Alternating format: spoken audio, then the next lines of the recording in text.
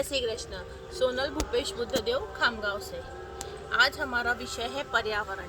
पर्यावरण, प्रकृति हमारी बिल्कुल माँ की तरह होती है। वो तब तक हमें नहीं फटकारती है जब तक कि हम उसका कुछ भी अहित ना करें।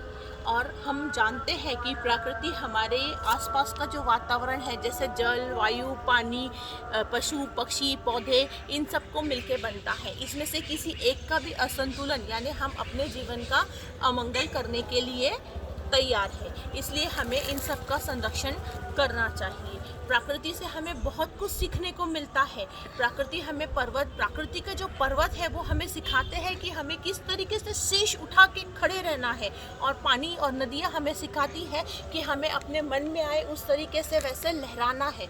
इस तरीके से प्रकृति हमसे सब कुछ हमें देती है, लेकिन उसके बदले में हमसे कुछ नहीं लेती है।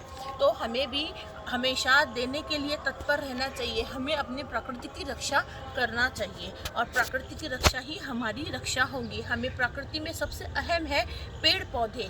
जिसने काट दिए जंगल, कभी ना होगा उसका मंगल। तो हमेशा ध्यान रखिए कि आप पेड़ पौधे ना कट करिए, क्योंकि पेड़ पौधे कट करेंगे तो वर्षा अनियमित होगी, और वर्षा अनियमित हुई तो आपको खेती और इसमें फसल में परेशानी आएगी, जिसकी वजह से आप लोगों को जो है तो महंगाई बढ़ती जाएगी। दूसरा कारण होता है प्रदूषण के लिए प्लास्टिक का। हमें प्लास्टिक का उपयोग नहीं करना चाहिए। यदि हम प्लास्टिक का उपयोग ज़्यादा करते हैं तो गाय, पशु पक्षी वो खाते हैं, जिनसे उनकी मृत्यु होती है, और वो एक हमारे जीवन चक्र में असंतुलन बनाता है। तीसरा कारण होता है हमारा वायु प्रदूषण। तो हमें कार, फैक्ट्री का उपयोग थोड़ा देख के करना चाहिए। हो सके तो हमें साइकिल का प्रयोग करना चाहिए और वॉकिंग करना चाहिए। वॉकिंग से हमारी सेहत भी अच्छी रहेगी और हमें कोई बीमारी भी नहीं लगेगी। और जैसे कि हम जानते हैं कि 5 जून को हम विश्व पर्यावरण दिवस के रूप में मनाते हैं, क्योंकि सरकार कुछ ना कुछ